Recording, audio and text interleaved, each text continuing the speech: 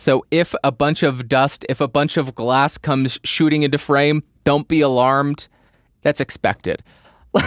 Let's start with the news. It was announced on the 23rd of February, 2023 by YouTube's head of podcasting that they are going to be adding audio podcasts to the YouTube Music app. In this article from The Verge, they also state that YouTube Music will have free ad-supported background listening for podcasts. Let me repeat that. Free ad-supported background listening for podcasts. We will come back to this because that is big. Next, The Verge points out that YouTube has 80 million subscribers for its music and premium services. I am highlighting a lot of words verbally here because I think those are the really important aspects of what they are saying.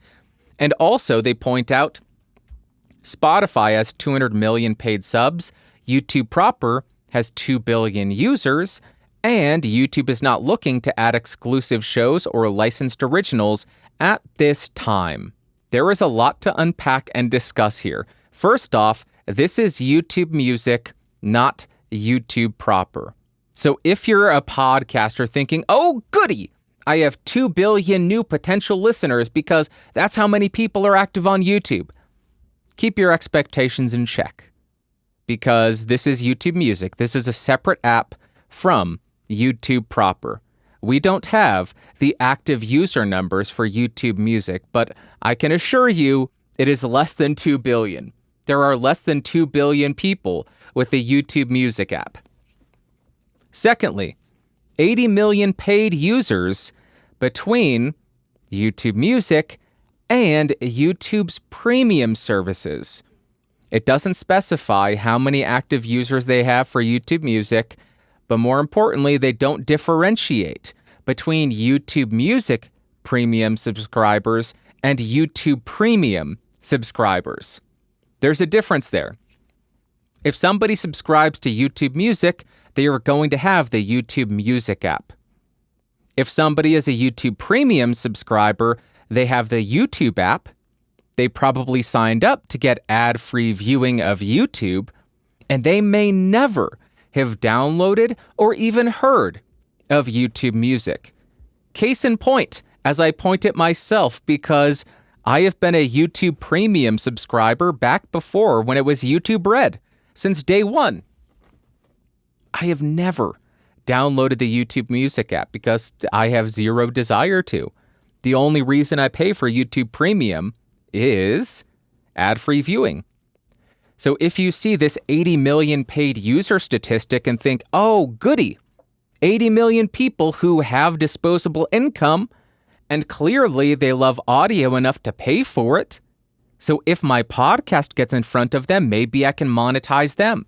Pump the brakes, keep your expectations in check. Who knows how many of those 80 million are strictly YouTube Music subscribers because they lump together YouTube Music and YouTube Premium services.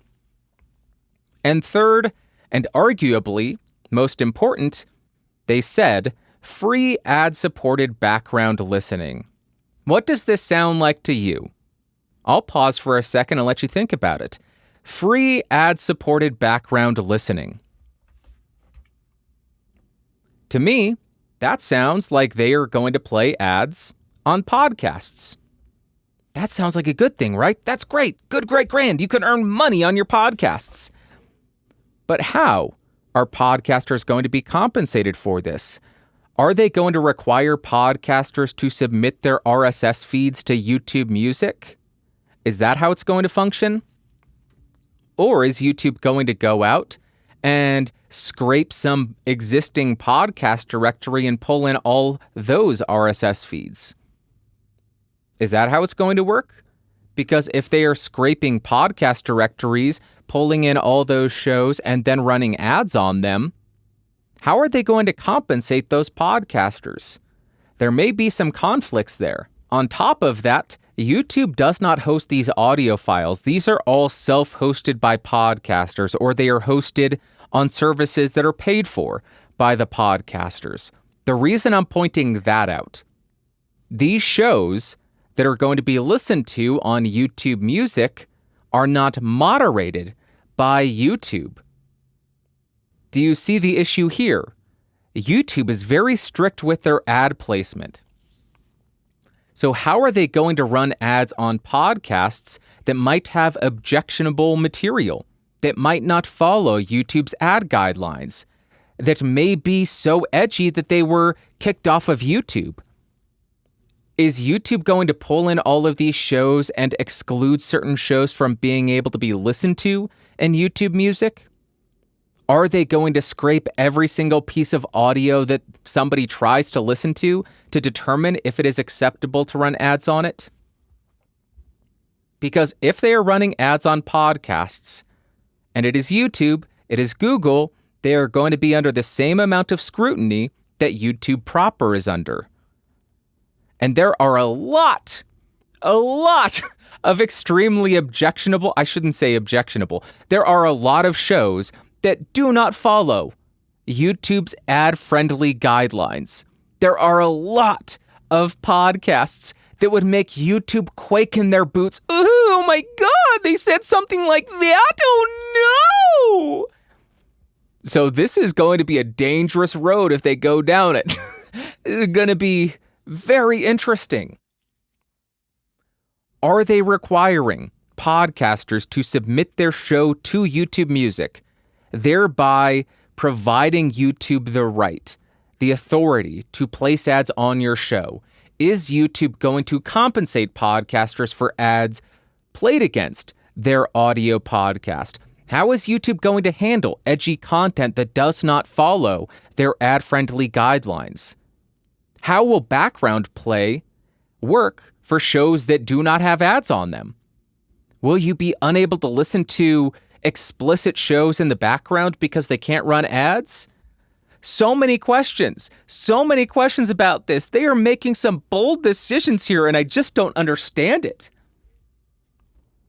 I get what they want to do. They want to have the YouTube of podcasting. I don't think they've found it out yet. I don't think they understand what they're doing. I don't think they are on the right path yet. What I would love to see is if they allowed a podcaster to start a YouTube channel, input your RSS feed, and then instead of the video player, it would just be an audio player. An audio player with some form of dynamic visualizer. You could still have the timeline, so you would still have timestamps. And then the audio podcasters could have all of the benefits of YouTube's, all of their services, all of their features. The thumbs up, the thumbs down, the subscribe, the share, the comments would be huge. And then on top of that, the discoverability. And if YouTube went down this road, they might be able to shift this expectation of users to only expect visual content. If they brought in audio, of course, if they did this, it would need to be the podcaster setting up the YouTube channel and giving YouTube the authority to create that page. That's how it would have to work. But if they did that, I think a bunch of audio podcasters would jump on it. Here's my RSS feed. I want the comments. I want the likes. I want the subscribe. I want the discoverability. Give me all of that. But as it stands right now, I don't understand this move. Because you can get any number of podcatchers on your device, and they're free, and they don't force ads down your throat. So in what world would you decide, oh, I can listen to a podcast without the podcatcher shoving ads down my throat? But instead of doing that and having a better listening experience, I'm going to go download YouTube Music and be force-fed ads just so I can listen in the background. I have a secret for everybody who's into podcasts. If you don't use YouTube Music, you can have background play without ads. It's a beautiful thing. It's one of the greatest things about podcasting. You don't need ads to have background play. You don't need ads at all. Unless the host of the show reads the ads. It's a wonderful, wonderful medium. There are so many questions, and I don't see the answers yet. I am going to be watching this closely because I am very confused about what they're trying to do and how successful and or unsuccessful this is going to be. I will link the Verge article because I think it was some kind of exclusive that the Verge got. So go ahead and check that out in the episode notes if you want to read a little bit more.